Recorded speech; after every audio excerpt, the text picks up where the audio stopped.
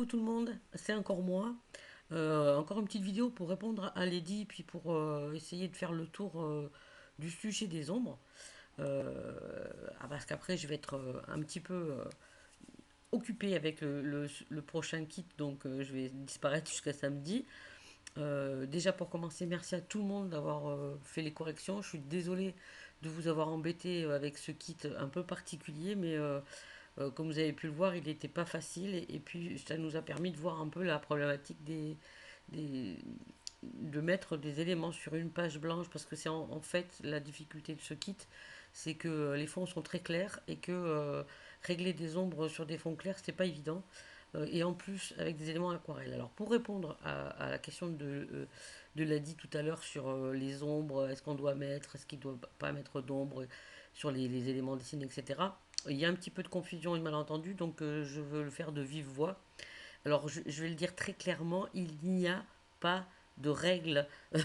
Je ne crois pas qu'il y ait de dictionnaire du scrap ou de choses comme ça. Mais pour moi, c'est évident. Quand je vous dis que c'est évident, ça se voit à l'œil nu. Quand vous regardez votre page, ça se voit quand une ombre est trop noire sur un fond blanc. Voilà, c'est évident, ça se voit. Après, il y a des choses qui sont plus complexes euh, et, qui, euh, et qui sont autour des éléments eux-mêmes, des papiers, etc. Il n'y a pas de règle parce qu'il y a mille possibilités d'association d'éléments de papier. Donc je vais vous montrer, faire quelques démonstrations pour essayer de vous faire comprendre mon propos. Donc là, sur cette page, il y a un petit peu de tout. Quand je disais faut éviter de mettre des ombres sur des éléments dessinés, c'était un petit peu rapide et c'était pas le bon terme. Ce que j'appelle les éléments dessinés, c'est par exemple les taches, voilà, tout ce qui n'a pas de volume, les éléments plats, les taches, ce type d'arabesque. Pourquoi? Bah, c'est pas compliqué, hein, je vais vous mettre des ombres dessus, hein, si j'y arrive. Voilà, je mets des ombres dessus et enfin, c'est très laid. Là, par exemple, déjà, c'est pas utile, c'est des taches. Quand il y a une tache sur un tissu, elle n'est pas ombrée. Mais même si c'était pas une question de logique, c'est une question d'esthétique. C'est là-dessus que je veux insister. Je ne suis pas fermée sur des questions de logique. Il faut une ombre de tant de millimètres parce que c'est du papier, tant de millimètres parce que c'est une fleur. C'est pas ça du tout. C'est juste que esthétiquement, visuellement, ce genre de choses n'est pas possible. Voilà. Quelle que soit l'ombre que j'essaie de lui mettre, là j'en ai réglé plusieurs, hein, c'est toujours laid. Parce que la nature d'une tâche, c'est de rester collé au truc et c'est juste un ornement de fond. C'est pour donner une impression. Ça ne doit pas venir perturber la vision comme dans ce type de choses, vous voyez. Voilà. Donc pour cet élément-là, c'est assez évident. Ça n'est pas pour tous. Par exemple, c'était sur la page de Michel, cet élément-là, que je disais qu'il fallait pas mettre d'ombre, parce que non seulement c'est un élément plat, sans volume dessiné, euh, l'inverse c'est celui-là. Vous voyez, ça c'est un élément dessiné qui, par le dessin, un jeu d'ombre ici foncé et de lumière ici claire, a déjà un volume. Donc c'est déjà une exception, enfin une exception, une chose à part. Il y a des éléments dessinés dont le volume est dessiné. Ils ne sont pas plats. Celui-là, il est plat. Euh, Par définition, tous les éléments de scrap sont plats, hein, on est d'accord. C'est des photos. Celui-là, il est plat, il n'a aucun volume dessiné. Et en plus, il est ajouré. C'est-à-dire que tous les petits choses blanches, c'est pas blanche, c'est transparent. Donc, hop, démonstration, voilà l'ombre de cet élément. Et vous pouvez y aller, hein. Et puis vous le savez, quand vous essayez d'ombrer une dentelle, c'est une catastrophe. Donc pour ombrer ce type d'élément, euh, c'est même si vous prenez ce type de réglage que je viens de faire, qui est un réglage très aéré, que j'utilise vraiment pour faire un minimum d'ombre, mais ça fait une espèce de zone sale dessous. Sale parce que c'est un papier blanc. Euh, Hop, vous voyez, on va faire ça. Alors c'est toujours aussi laid, hein. Mais en tout cas, l'ombre sale, elle gêne moins puisque le papier est déjà sale derrière. Voilà.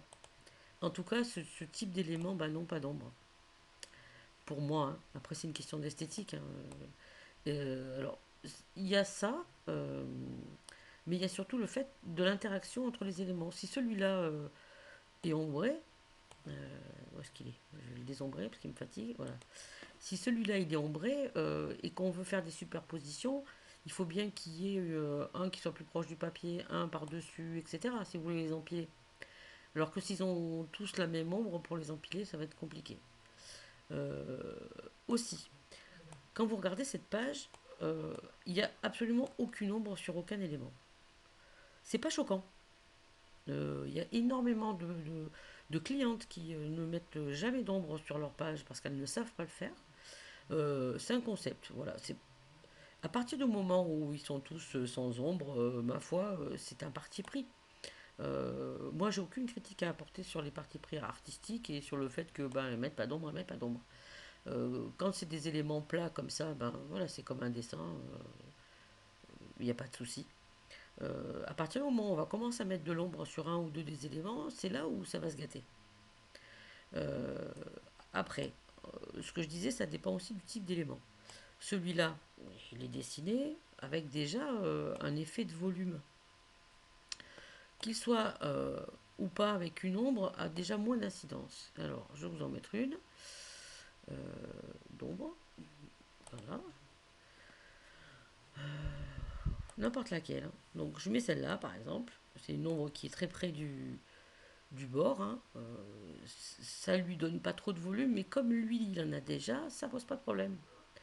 Je vais l'augmenter. Donc là, il a l'air d'être plus volumineux. La seule problématique de cette ombre-là, c'est le papier blanc dessous. Ça fait une énorme tache noire. Donc on peut garder ce réglage euh, en allant, je le fais pas parce que ça fait planter mon ordi, je sais pas pourquoi, mais en allant régler l'ombre et en diminuant la couleur grise. On peut garder la distance, mais vous voyez que ça, le seul désavantage de faire cette ombre-là, c'est juste parce que c'est un papier blanc. Encore une fois, si on le fait sur un papier foncé, ça passe mieux. Sur les zones foncées, il n'y a pas de souci. Et si j'enlève l'ombre, euh, c'est pas désastreux. Si tous les éléments de la page n'ont pas d'ombre, ça passera très bien. Ok, donc on continue. Donc les éléments dessinés ont déjà une propre consistance.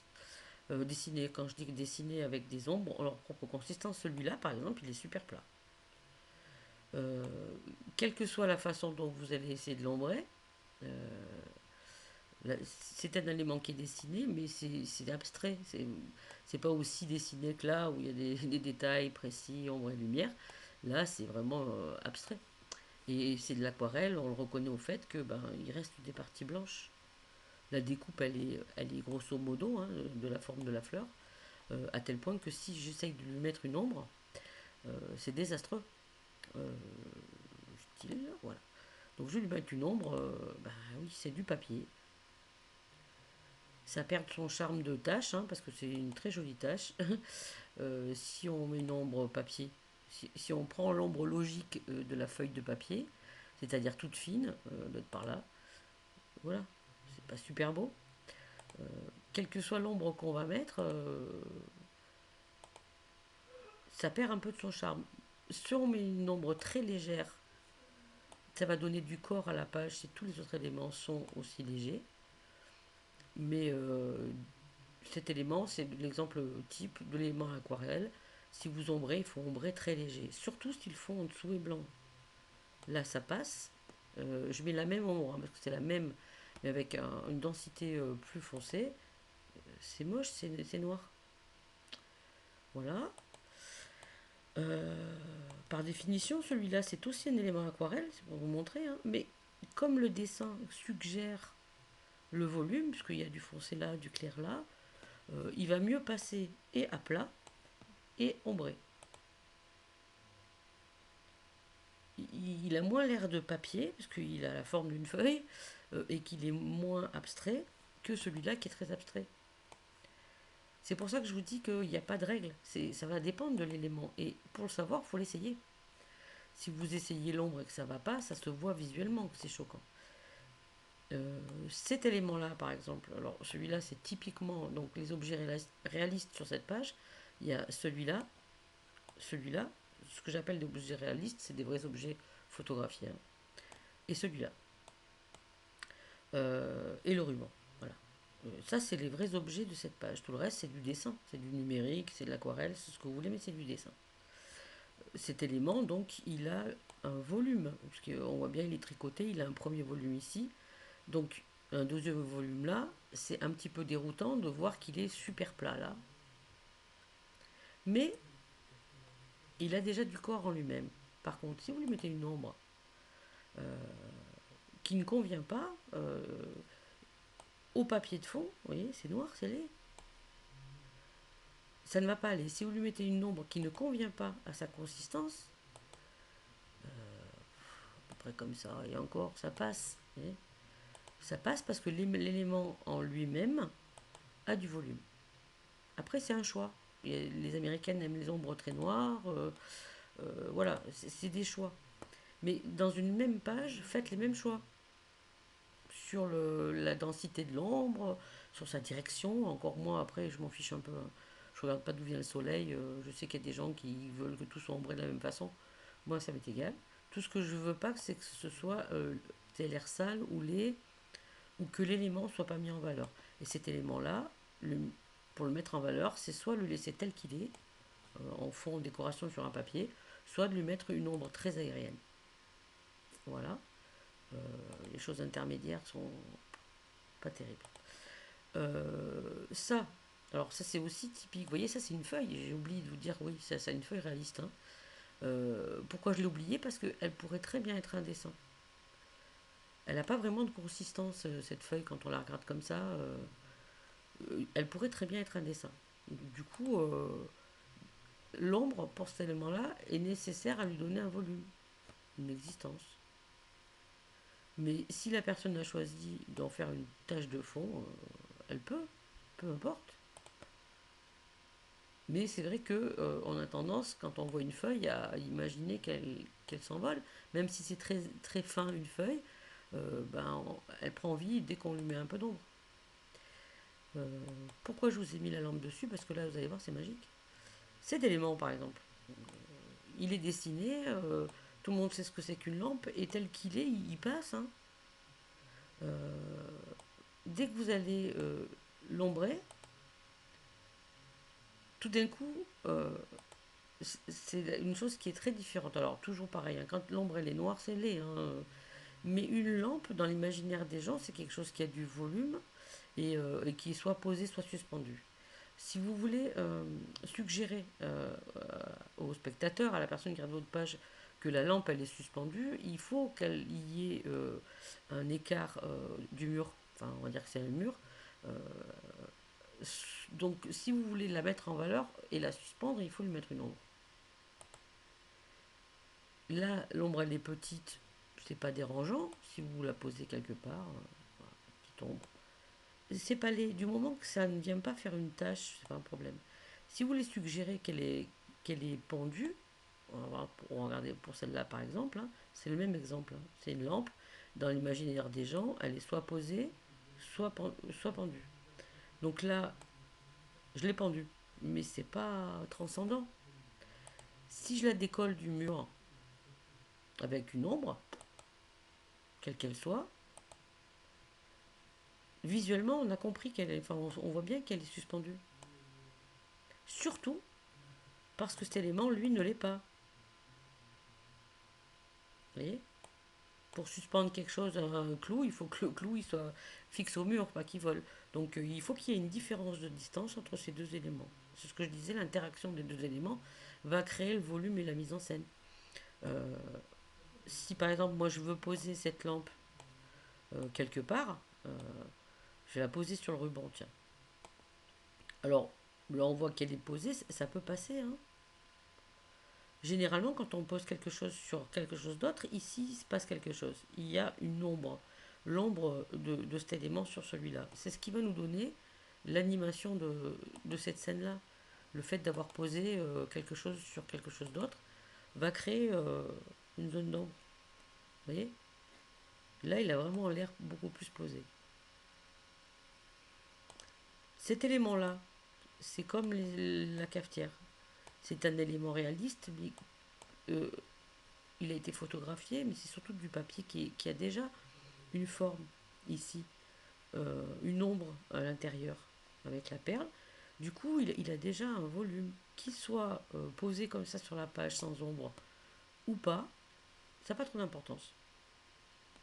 Vous voyez, on peut lui mettre une ombre. Après, il y a des gens qui vont mettre ce type d'ombre parce qu'ils vont se dire c'est très fin, on va le mettre comme ça. Et puis des gens qui vont faire voler le truc parce que esthétiquement ils préfèrent le faire voler. Ça, moi j'ai aucun problème là-dessus, hein. Du moment que ça soit pas noir, enfin si le papier est blanc, ça fera toujours noir. Mais si vous voulez faire voler les choses, c'est un style de scrap, ça me dérange pas. Vous voyez, c'est pas quelque chose qui va me déranger. Mais c'était juste pour vous montrer que cet élément-là, comme il y a déjà un volume de suggéré, c'est moins embêtant s'il y a pas d'ombre. Mais vous pouvez en mettre une petite. Voilà. Celui-là, c'est pareil. Alors, il y a des gens qui vendent des éléments petits comme ça. J'ai acheté les boutons, je crois qu'ils étaient gros, mais ils sont lilliputiens. Euh, voilà, c'est un bouton. Il a été photographié avec son ombre. Vous voyez là, la personne qui l'a photographié a détouré et a gardé l'ombre sur le fond. Du coup, on dirait qu'il a une petite ombre. Après, c'est pas facile à ombrer ce genre de choses. Euh, ouais, il peut être une petite ombre ou pas, mais il est tellement petit. Mais encore une fois, ce qui est important, c'est que ça fasse pas une zone très noire sur un fond blanc. Hop, hop, c'est déjà moins gênant sur un fond foncé. Vous voyez la lampe à quoi elle ressemble sur un fond foncé. Et encore une fois, celle-là aussi, c'est un bon exercice.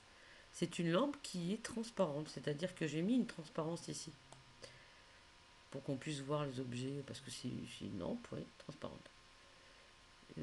Les éléments comme ça qui ont une transparence, à ombrer sur un fond foncé, c'est une catastrophe, parce qu'on voit le fond foncé. Et vous devez vous en rendre compte quand vous faites des essais, c'est pas joli. Donc pour éviter que la transparence, si on fait ça, par exemple, le fond foncé, c'est très foncé, et ben, il faut aller chercher une ombre très éloignée. Et là, la lampe se rallume. Là, elle s'éteint. Jour, nuit, jour, nuit. Ouais, ça y est, j'ai pété un câble. Euh, quoi d'autre? Hop, hop. Oui, alors, bah, des trucs évidents, hein. Ça, c'est une étiquette. Elle est plate. Euh, c'est un élément qui a été dessiné, hein. C'est une espèce de truc sur un papier. Euh, vous pouvez la laisser comme ça, c'est pas laid. Mais si vous voulez que les gens pensent que c'est une étiquette et donner un peu de vie à votre page, on va lui donner une épaisseur d'étiquette, hein. Hein. C'est pas grand chose. Après, bon, après il y a plusieurs écoles, il y en a qui aiment grand, petit, machin. Ça, encore une fois, moi je vous ai dit, ça m'est égal. Ce qui est pas joli, c'est ça, c'est noir. C'est pas joli dans le sens où on voit que ça sur la page. C'est pas beau. Donc moi en fait, ce qui me convient pas sur les pages, c'est quand c'est pas beau. Euh, voilà. Euh, je vais l'enlever, c'est trop laid. Euh, bah lui c'est évident, hein, ce genre d'objet. Euh, alors c'est rigolo, hein, encore une fois. Là sur le blanc on le voit pas, hein, surtout les presbytes comme on le voit pas. Et si on veut lui donner une vie, ben il faut lui donner de l'ombre, hein. Après, pareil, c'est un parti pris. Ombre comme ça, vous voyez, c'est très moche. Plus elle est noire, plus elle est moche sur du fond blanc. Une ombre aérienne, pourquoi pas. Ça me dérange pas. Euh, hop, on change de papier, c'est magique, hein. Paf, paf. Donc on change de papier et puis je lui enlève son ombre, ça ne dérange pas. Parce que l'objet se détache bien du fond. Alors ça va déranger les gens qui se disent ah bah il n'y a pas d'ombre, alors qu'il faut toujours une petite ombre. Mais esthétiquement, c'est pas laid. Sur les pages, moi là où je vous reprends, c'est quand un élément ou un problème technique vient enlaidir une page qui est belle. Voilà. Après, la technique, d'être au plus près de la technique, je m'en fiche, mais royalement. Surtout que je la maîtrise pas du tout, du tout, hein. Faut regarder mes pages, hein. Moi, c'est basique, une photo, trois branches et hop, hein. Et d'ailleurs, je suis contente de vous le dire de vive voix, mais mes kits sont simples. La plupart du temps, c'est des grosses fleurs, des grosses feuilles, des gros trucs. Mettez-en trois sur une page, ça me suffit amplement, hein. Après, j'adore quand il y a des clusters qui sont bien construits, etc. Mais ça peut être très très beau de mettre peu de choses, vous ne cassez pas la tête. Ouais, pour finir, bon, bah, le ruban, oui, c'est pareil, hein. C'est l'élément classique du scrap. Il vaut mieux qu'il ait un peu de volume. Ce qui est très joli sur une page, c'est qu'il n'y ait aucune ombre nulle part, et ça peut être, quand je dis très joli, ça peut être un parti pris, que tous les éléments soient sans ombre. On va le faire, hein. Hop, je sélectionne tout. On va y arriver. Bon, on va faire plus vite comme ça. Voilà, j'ai tout enlevé. Voilà, j'enlève tout. Tout est plat. Alors, tout n'est pas plat, hein. Cet élément a toujours l'air ombré alors qu'il ne l'est pas. Et je lui ombré que lui. C'est un petit peu le principe des pages du type de tiramisu, des kits de Anna Aspen, de toutes les personnes qui font de l'artsy. Elles vont utiliser que des éléments plats, des choses comme ça, des taches, des dentelles mis à plat sans aucune ombre. Et de temps en temps, il va y avoir un fil de couture, un bouton, quelque chose qui va être ombré sur la page et qui va donner ce côté artistique d'une page pleine de tâches avec deux, trois éléments qui ont une ombre. C'est un parti pris. C'est déjà moins évident à le faire avec les kits que je fais habituellement, mais avec ce kit-là Jump, vous pouvez le faire. J'ai mis suffisamment de choses pour en faire des pages artsy. Je sais que vous êtes toutes jetées sur les paysages, alors que c'est pas l'essentiel du kit, hein.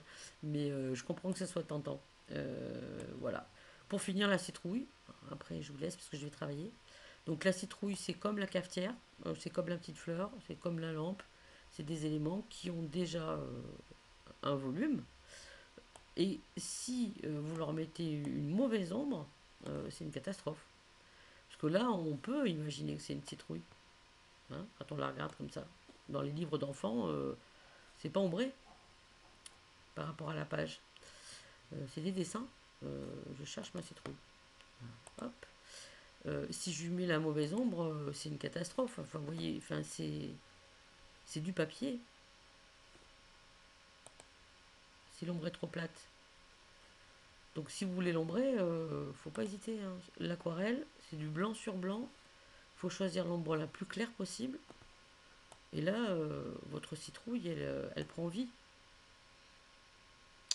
Voilà. En gros, c'était ça. Lady, il n'y a pas de choses à retenir ou pas à retenir sur les ombres. Il y a des essais à faire. Vous posez des objets, ça va pas, vous le voyez avec vos yeux. Tout ce que je viens de vous montrer, ça se voit visuellement. Après, si vous n'êtes pas sûr de votre coup, quand il y a une ombre que vous avez faite qui vous plaît, enregistrez-la. Je vais essayer de vous le montrer. Si ça plante, et ben au revoir, à bientôt. Et si ça plante pas, je pourrais terminer le tuto. Mettons que ben, cette ombre-là, elle me plaît bien. Je veux dire que je veux cette ombre-là pour tous les objets un peu aériens que je veux mettre sur une page. Voilà. Je peux vous faire toute la page avec la même, hein. Voilà. Je préfère pas parce que bon, pour moi, il faut qu'il y ait des différences d'ombre, hein. Vous voyez, ici, j'ai mis une ombre plus foncée qui suggère que par rapport à la feuille, il y a une ombre différente.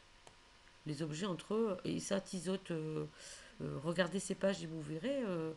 Voilà, il y a des interactions entre chaque élément qu'elle pose. Les ombres sont différentes, leur volume est différent. Le fait qu'ils soient les uns sur les autres fait des choses différentes. Bref, vous avez cette citrouille, calque. Vous allez sur le calque de la citrouille, vous aimez bien cette ombre-là. Vous allez cliquer deux fois dessus si ça bug. Et c'est le panneau de style de calque. L'ombre portée se trouve là. Et c'est là où vous pouvez changer vos réglages. Changer la noirceur de l'ombre, c'est ici. Il suffit de soit baisser l'opacité, soit d'aller choisir plus clair ici. Une fois dans un de mes tutos, je vous ai montré que si par exemple toute la page était vert foncé, enfin d'une couleur et que vous voulez faire plutôt un gris, vous voyez, il y a un gris rouge, ça peut être un gris vert, un gris bleu, vous pouvez adapter hein, en montant le curseur. Voilà. Donc la distance, ce que je vous disais, vous voyez, c'est une ombre aérienne, elle est très loin. La taille, elle est très grande. Plus je vais baisser là, plus sur l'image, vous voyez l'ombre. Ok. Donc mettons que ça, là, ça me plaît. Et ben je vais faire nouveau style. Je vais l'appeler citrouille. Ou ombre aérienne, vous l'appelez comme vous voulez. Ok. Et là, je viens de créer un nouveau style dans le panneau des styles qui est là. Vous voyez, j'en ai plein. Ça, c'est mes styles d'ombre. Après, c'est des styles pour faire des paillettes, des machins. Dans mon panneau de style, le style que je viens enregistrer, il est là, en bas. Citrouille. Donc, je peux le remonter là-haut. Je peux pas le faire d'ici, il faut aller sur le panneau. Mais je saurais que si j'ai besoin d'une ombre citrouille, je l'ai tout le temps. J'ai pas besoin de m'embêter à faire les réglages à chaque fois. Faites ça pour toutes vos ombres. Au fur et à mesure, après vous aurez plus qu'à poser vos éléments et hop, aller cliquer comme je fais. Hein. Moi, je faut vraiment que je sois confronté à un problème pour aller changer les réglages. Et souvent, je le fais pour la dentelle et pour les fonds blancs. Parce que mes ombres enregistrées sont pas toutes hyper pointues. Donc voilà, je vous fais des gros bisous. Je vous dis encore merci pour vos pages. Elles sont géniales, sublimes. Je suis contente de vous avoir embêté quand même parce que le résultat il est à tomber. Euh, les petites nouvelles, vous êtes extraordinaires. Enfin, moi je suis contente. J'ai galéré pour reformer un petit peu la famille parce qu'il en a perdu pas mal de membres. Donc super contente, bienvenue à vous. Et je vais aller m'enfermer dans un endroit pour faire un tutoriel en anglais. Ça va être drôle. Pour que les clientes puissent se servir des paillettes de ce kit d'une façon un petit peu spéciale. Pas comme on s'en sert d'habitude. Je vais leur montrer deux méthodes qu'elles connaissent peut-être pas et qui peut leur donner envie de s'amuser avec les paysages, justement. À très bientôt. Bisous.